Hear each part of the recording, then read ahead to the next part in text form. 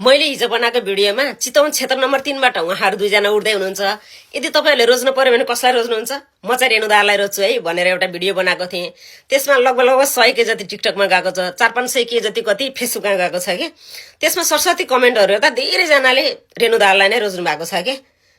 अनि कतिपय जनाहरुले चाहिँ चितवन मात्रै बनेर हुन्छ, देश बन्नु पर्दैन, बाटो पिच भएर मात्रै हुन्छ, अरु हुनु पर्दैन भन्नु भएको छ के। तपाईहरुले बाटो पिच भएको मात्रै देख्नु भयो, अरु केही देख्नु भएन रेणु दाहालले गरेको चितवनमा।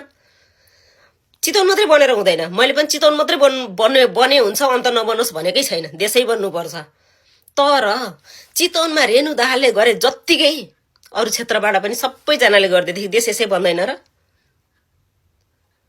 अनि कतिपय जनाहरु के अझ विशेष गरी यो फेक आइडीहरु के फेकेहरु, उहाँहरुले तपाईहरुले एउटा अनुहार देखाएर एउटा नाम खुलेर आफ्नो अनुहार र नाम त देखाउन सक्नु न। तपाईहरु आर के भुक्नुहुन्छ यहाँ?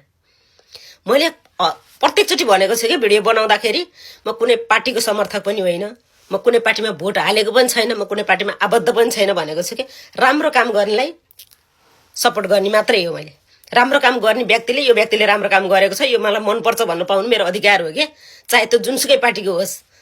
मलाई तपाईहरुको घन्टी पार्टी पनि मन नपर्ने होइन के, तर कुनै कुनै व्यक्ति मन पर्दैन, व्यक्ति मन नपर्ने हो मलाई, पार्टी मन नपर्ने होइन। तपाईहरु नि आएर कमेन्ट गर्नु भन्दा अगाडि सोच्नु के 10 चोटी, बुझ्नुभयो? बुढा फालेर घुँडा टेकाउँछु भन्दाखेरि आफै नालीमा पर्नु होला, विचार गर्नुस्। पहिला मान्छे बन्न सिक्नुस्।